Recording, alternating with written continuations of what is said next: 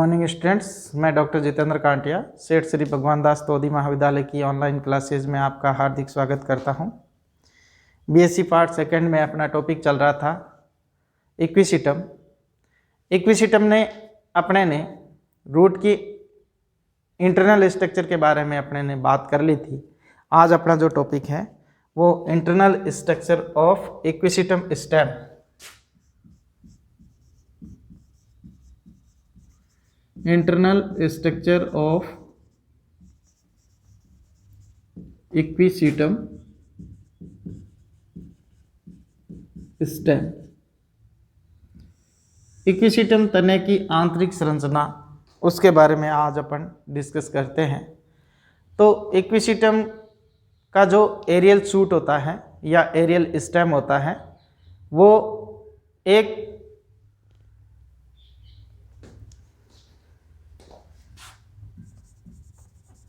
Equisetum का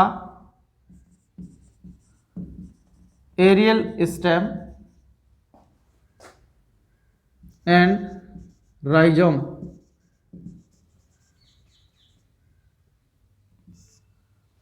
प्रकंद जो है, ये राइजोम और एरियल स्टेम दोनों संरचना में कुछ भिन्नता दर्शाते हैं। दोनों के अंदर इनमें कुछ भिन्नता होती है। एरियल स्टेम और राइजोम की आंतरिक संरचना में कुछ भिन्नता पाई जाती है, भिन्नता पाई जाती है। यानी इक्विसिटम के एरियल स्टेम और उसके राइजोम के अंदर, प्रकंद के अंदर, प्रकंद की आंतरिक संरचना में कुछ भिन्नता पाई जाती है। इसी प्रकार इन दोनों के नोड व इंटरनोड में भी, नोड व इंटरनोड की आंतरिक संरचना में भी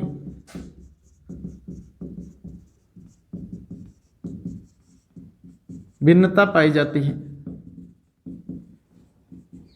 भिन्नता पाई जाती है। इसकी नोड और इंटरनोड की आंतरिक संरचना में भी भिन्नता मिलती है। तो अपन सबसे पहले एरियल शूट के बारे में अपन बात करें।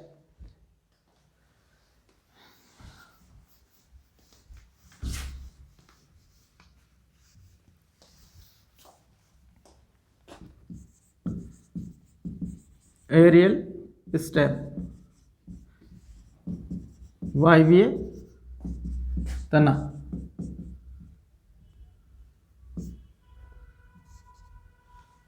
एरियल स्टेम या वायवीय तना जो है ये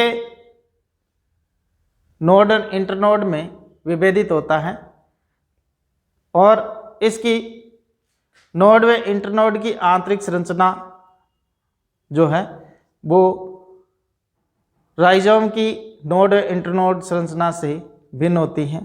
तो इसमें अपन सबसे पहले इंटरनोड की आंतरिक संरचना के बारे में डिस्कस करते हैं।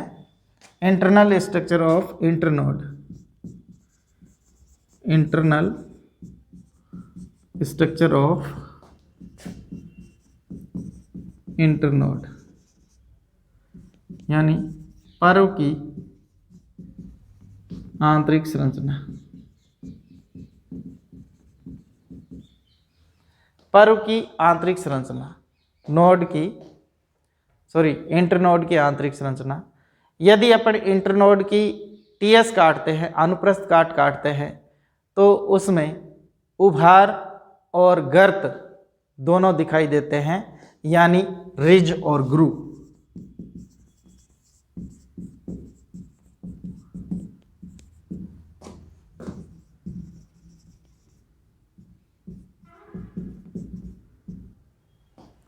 रिज व गर्त यानी उभार और गर्त दोनों दिखाई देते हैं, जिससे इसकी बाह्य संरचना जो है वो वेवी या लहरदार दिखाई देती है। इसी कारण इसकी आउटर स्ट्रक्चर वेवी या लहरदार दिखाई देती हैं, लहरदार दिखाई देती हैं, वेवी दिखाई देती है। और इसकी इंटरनल संरचना के अंदर अलग अलग भाग दिखाई देते हैं जो निम्न हैं।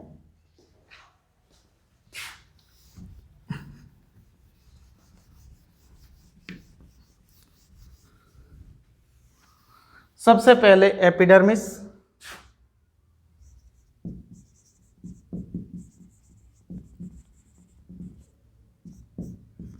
फिर कॉर्टेक्स, फिर स्टील। इसकी इंटरनोड की जो है आंतरिक संरचना अगर अपन देखें तो ये 3 भागों में, 3 स्पष्ट क्षेत्रों में विभेदित दिखाई देती है, जिसमें एपिडर्मिस है, कॉर्टेक्स है, स्टील है। अब इसमें कॉर्टेक्स जो है वो 3 अलग अलग भागों में विभेदित होता है। Outer cortex, outer cortex, inner cortex और एंडोडर्मिस, एंडोडर्मिस। तो इसमें अपन चाहें तो इसको अलग अलग पॉइंटों में बांट सकते हैं। सबसे आउटर मोस्ट एपिडर्मिस, एपिडर्मिस के नीचे इनर कॉर्टेक्स, इनर कॉर्टेक्स के नीचे एपिडर्मिस के नीचे आउटर कॉर्टेक्स, आउटर कॉर्टेक्स के नीचे इनर कॉर्टेक्स और इनर कॉर्टेक्स की सबसे भीतरी परत एंडोडर्मिस, और एंडोडर्मिस के बाद में ये स्टील का निर्माण होता है। तो अब अपने सबसे पहला पॉइंट जो आता है अपने पास वो क्या है? एपिडर्मिस।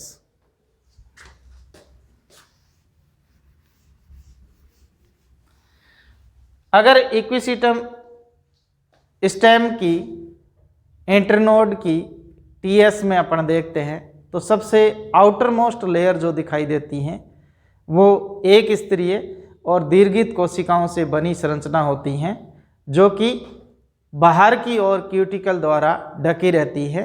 इस शैल की बाह्य तथा पार्श्व भित्तियां जो होती हैं उन पर सिलिका का निक्षेपण पाया जाता है, सिलिका का डिपोजिशन।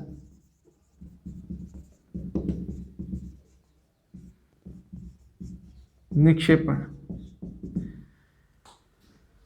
जो एपिडर्मिस होती हैं, इस एपिडर्मिस की कोशिकाएं एक स्तरीय यानी यूनिलेयर्ड एक स्तरीय कोशिकाएं होती हैं।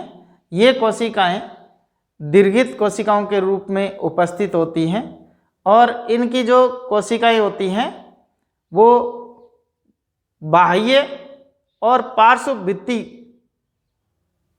इन कोशिकाओं की जो बाह्य और पार्श्व भित्ति जो होती हैं उन पर सिलिका का डिपोजिशन या निक्षेपण पाया जाता है, जिसके कारण ये खुरदरी दिखाई देती है। इसमें स्टोमेटा भी प्रेजेंट होते हैं और ये जो स्टोमेटा होते हैं ये ग्रू के अंदर या खांचों में स्थित होते हैं।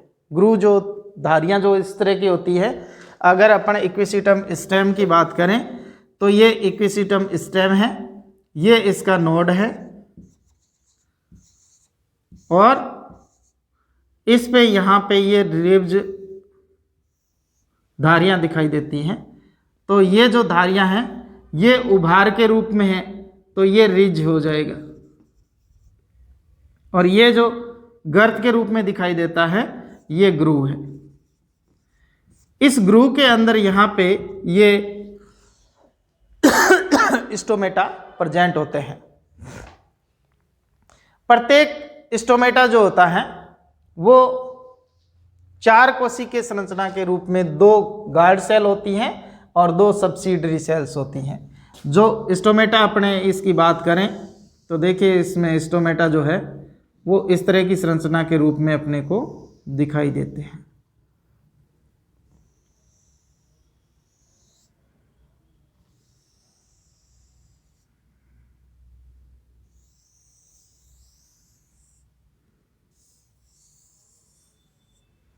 इस तरह से स्टोमेटा उपस्थित होते हैं।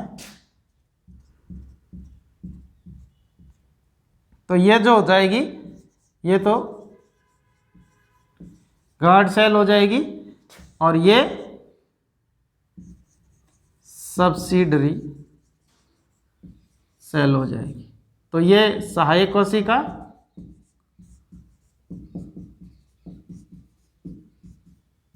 ये द्वार कोशिका,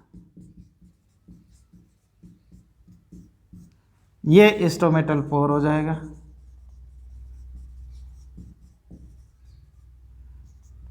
रंध्र या छिद्र।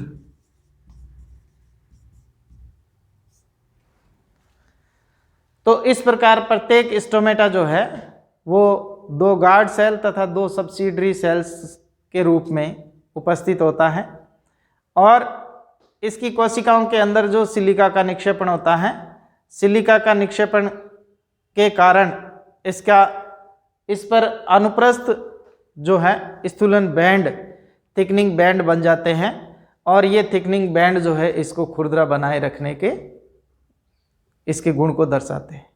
अधिकांश जातियों में रंध्र जो है वो दंसे होते हैं क्योंकि ये जीरोफिटिक गुण दर्शाते हैं, मरुद्विदीय लक्षण दर्शाते हैं, इसलिए इसमें जो रंध्र होते हैं वो इस ग्रूव्स के अंदर या इन धारियों के बीच में धंसे हुए रहते हैं। परंतु कुछ स्पीसीज के अंदर ये एपिडर्मिस की सरफेस पर उपस्थित होते हैं, जैसे इक्विसिटम परटेंस, इक्विसिटम पोलुस्ट्रे आदि के अंदर सरफेस पर जो है एपिडर्मिस की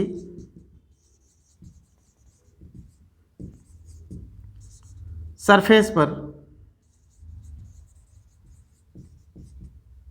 स्टोमेटा प्रेजेंट होते हैं। एग्जाम्पल इक्विसिटम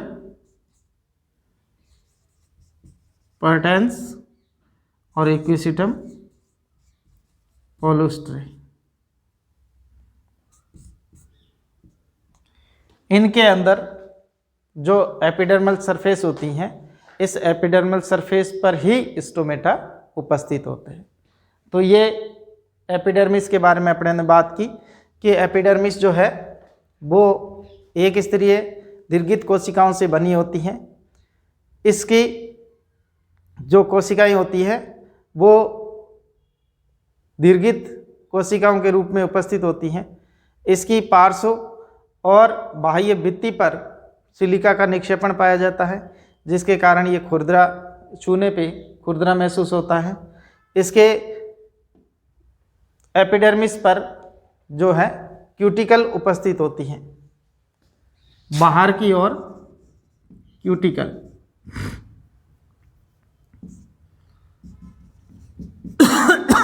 एपिडर्मिस की कोशिकाओं के बाहर की ओर क्यूटिकल प्रेजेंट होती हैं। एपिडर्मिस के अंदर स्टोमेटा प्रेजेंट होते हैं। प्रत्येक स्टोमेटा जो है वो 2 गार्ड सेल और 2 सब्सिडरी सेल्स के द्वारा बनी होती हैं और इसकी अधिकांश जातियों के अंदर रंध्र जो है वो धंसे हुए होते हैं। कुछ जातियों के अंदर रंध्र जो है वो एपिडर्मिस की सरफेस पर उपस्थित होते हैं, जैसे परटेंस और पोलुस्ट्रे, इक्विसिटम पोलुस्ट्रे आदि। इनके अंदर बाह्य सतह जो होती है एपिडर्मिस, उसी पर रंध्र उपस्थित होते हैं। अब अपने दूसरी पॉइंट बात करें कॉर्टेक्स की।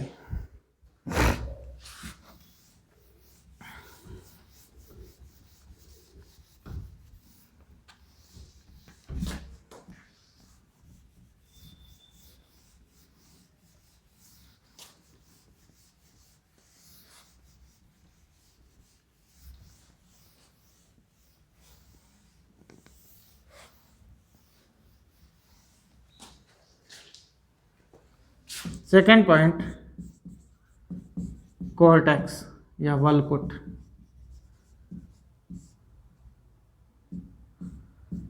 वल्कुट या कॉर्टेक्स, जो कॉर्टिकल सेल्स होती हैं या कॉर्टेक्स कोशिकाएं होती हैं, ये 3 अलग अलग क्षेत्रों में उपस्थित होती हैं। कॉर्टेक्स की अगर अपन आंतरिक संरचना देखें तो इसकी आंतरिक संरचना अन्य की अपेक्षा जो है वो अधिक जटिल होती हैं। ये जो है आउटर और इनर कॉर्टेक्स के रूप में उपस्थित होती है। आउटर कॉर्टेक्स और इनर कॉर्टेक्स बाह्य तथा भीतरी वलकुट के रूप में विभेदित होती है। अब इसमें सबसे पहले अपन बात करते हैं आउटर कॉर्टेक्स की। तो आउटर कॉर्टेक्स की कोशिकाएं जो होती हैं वो दृढ़ोत्तकीय तथा क्लोरेनकाइमेटस सेल्स द्वारा बनी होती है। दृढ़ोत्तकीय व क्लोरेनकाइमेटस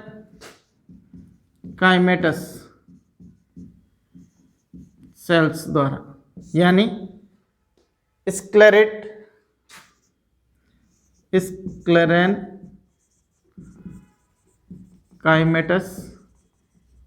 एंड क्लोरेनकाइमेटस। स्क्लेरेनकाइमेटस तथा क्लोरेनकाइमेटस सेल्स द्वारा बनी होती हैं। इनमें जो ये कोशिकाएं होती हैं, ये आउटर कॉर्टेक्स की कोशिकाएं एपिडर्मिस के ठीक नीचे स्थित होती हैं और इसके अंदर ये क्लोरेनकाइमेटस सेल्स जो है वो पराणहरित युक्त होती हैं जो फोटोसिंथेसिस का कार्य करती हैं। कुछ ऐसी अपवादस्वरूप जातियां हैं जैसे इक्विसिटम गाइगेंसिया, इसके अंदर कॉर्टेक्स का अधिकांश भाग जो है वो इसी दृढ़ोत्तकीय कोशिकाओं के द्वारा बना होता है। तो उसमें जो ये क्लोरेनकाइमेटस सेल्स जो है वो कम पाई जाती हैं या नहीं पाई जाती हैं। दृढ़ोत्तकीय कोशिकाओं के ठीक नीचे क्लोरेनकाइमेटस सेल्स जो है उनका स्तर पाया जाता है और इन कोशिकाओं के बीच बीच में जो इंटरसेलुलर स्पेस जो होता है वो उपस्थित होता है, यानी अंतराकोशिकीय अवकाश भी इसमें पाया जाता है। और ये जो अंतराकोशिकीय अवकाश होते हैं, ये जो रंध्र उपस्थित होते हैं उन रंध्रों के द्वारा बाह्य वातावरण में खुलते हैं, यानी इनमें जो हवाई या गैसीय जो आदान प्रदान होता है वो इन्हीं के द्वारा होता है। अब ये जो भाग होता है क्लोरेनकाइमेटस, ये क्लोरेनकाइमेटस भाग होता है, इसकी कोशिकाएं पराणहरित युक्त होती है, इसलिए ये फोटोसिंथेसिस का कार्य करती है। इसीलिए इस क्षेत्र को फोटोसिंथेटिक रीजन या प्रकाश संश्लेषी क्षेत्र कहा जाता है। अब अपने नेक्स्ट इनर कॉर्टेक्स की बात करें तो जो इनर कॉर्टेक्स की कोशिकाएं हैं वो क्लोरेनकाइमेटस सेल्स के ठीक नीचे पतली भित्ति वाली कोशिकाएं पाई जाती हैं जो कि पेरेनकाइमेटस सेल्स द्वारा बनी होती हैं। तो ये जो है ये है पेरेनकाइमेटस सेल्स द्वारा बना क्षेत्र। तो सबसे पहले आउटर मोस्ट में क्या होता है, आउटर मोस्ट एपिडर्मिस, एपिडर्मिस के बाहर की ओर क्यूटिकल, क्यूटिकल, क्यूटिकल के बाद में एपिडर्मिस, एपिडर के बाद में आउटर कॉर्टेक्स, और आउटर कॉर्टेक्स की कोशिकाएं जो है वो स्क्लेरेनकाइमेटस, और स्क्लेरेनकाइमेटस सेल्स जो है उसके नीचे क्लोरेनकाइमेटस सेल्स जो है वो उपस्थित होती हैं। और ये क्लोरेनकाइमेटस सेल्स जो है वो पराणहरित युक्त होने के कारण प्रकाश संश्लेषी क्षेत्र बनाती हैं। इसके बाद में इनर कॉर्टेक्स की कोशिकाएं जो होती हैं वो मृदुतकीय कोशिकाएं होती हैं जो कि पतली भित्ति वाली होती हैं। इस क्षेत्र के अंदर बड़े अंतराकोशिकीय अवकाश उपस्थित होते हैं, यानी इसके अंदर जो है रिक्त स्थान है वो बड़े बड़े होते हैं, जिन्हें क्या कहा जाता है, एक गुहा के रूप में उपस्थित होते हैं। इसको वेलिकुलर कैनाल कहा जाता है। क्या कहा जाता है, वेलिकुलर कैनाल। जो मृदुतिकीय कोशिकाएं उपस्थित होती है इनके अंदर बड़े बड़े रिक्तिकाएं उपस्थित होती हैं या अंतराकोशिकीय अवकाश उपस्थित होते हैं या अंतराकोशिकीय अवकाश गुहा का निर्माण करते हैं। इन गुहाओं को क्या कहा जाता है?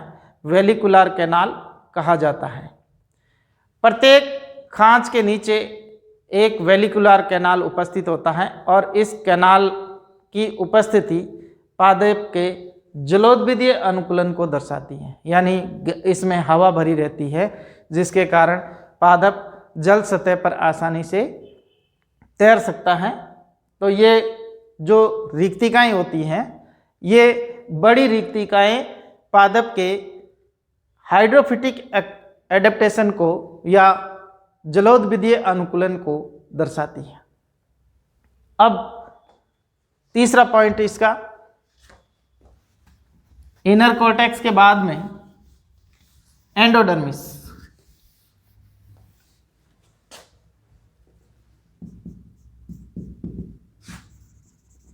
एंडोडर्मिस देखिए, इक्विसिटम के अगर अपने इंटरनोड की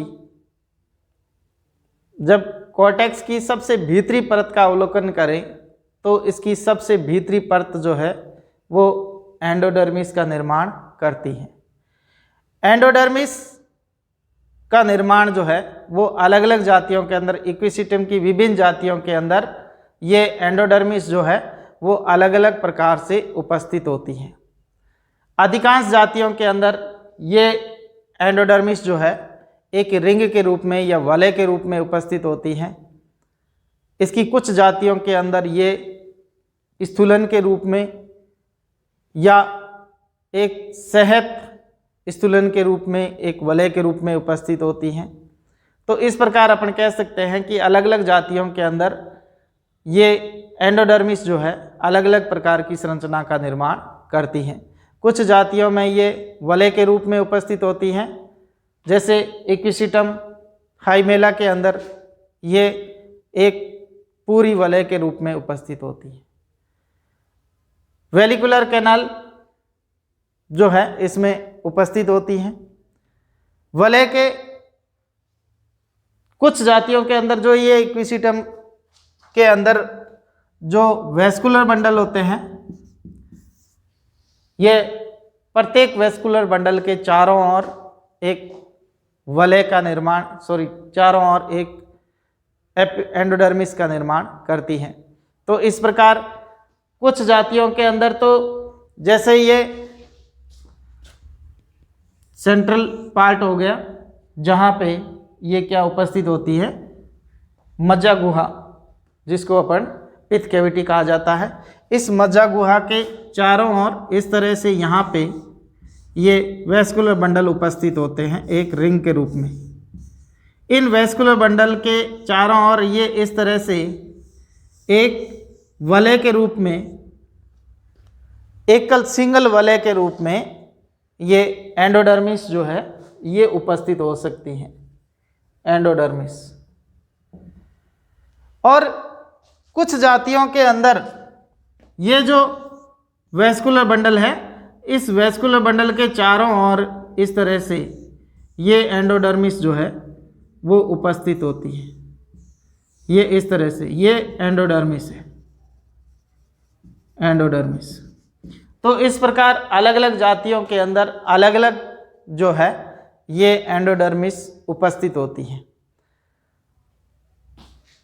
तो अपन इसके डायग्राम को अवलोकन करेंगे, डायग्राम को देखेंगे तो अपने को अलग अलग जातियों के अंदर अलग अलग प्रकार की संरचना स्पष्ट रूप से दिखाई देती है। अब अपने इसके स्टील की बात करें तो लास्ट पॉइंट इसका जो है वो तीसरा पॉइंट इसका सी, स्टील। इसके अंदर जो है स्टील अनेक पूल के अंदर उपस्थित होती हैं, अनेक जो है वो बंडल्स के रूप में उपस्थित होती हैं। सभी वेस्कुलर बंडल जो है एक केंद्रीय गुहा के चारों ओर, एक सेंट्रल कैविटी के चारों ओर उपस्थित होते हैं। जो पित्त कैविटी होती है उस पित्त कैविटी के चारों ओर एक वलय के रूप में प्रेजेंट होते हैं। इसमें इस प्रकार की वलय जो है वो बहुपूलीय वलय या पॉलीफेसिकुलर कैनाल कहा जाता है। इस प्रकार की स्टील क्या कहलाती है? पॉलीफेसिकुलर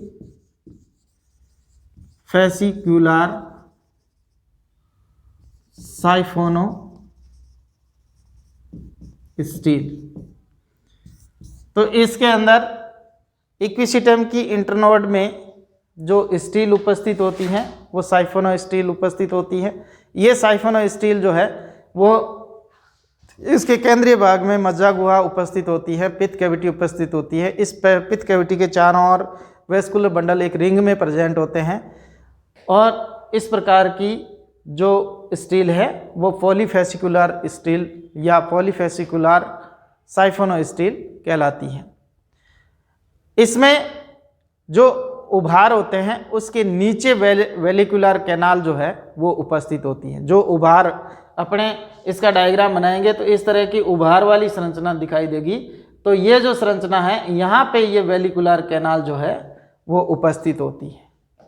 तो अपन इसका डायग्राम जब बनाएंगे तब उसमें ये स्पष्ट रूप से दिखाई देगा कि उभारों, प्रत्येक उभार के नीचे वेलिकुलर कैनाल उपस्थित होती हैं और इसमें जो कैम्बियम होती हैं वो एब्सेंट होती हैं, कैम्बियम नहीं पाई जाती है।